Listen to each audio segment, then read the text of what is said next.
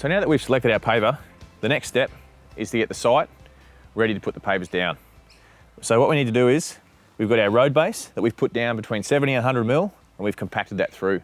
On top of that road base, we've got this bedding sand. This is a coarse bedding sand. After we put that down, we need to compact that at about 25 to 30 mil. And that's going to allow for a good base under our pavers.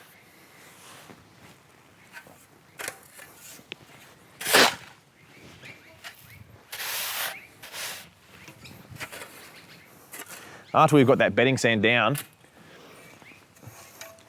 we need to run a screed or a level over the area.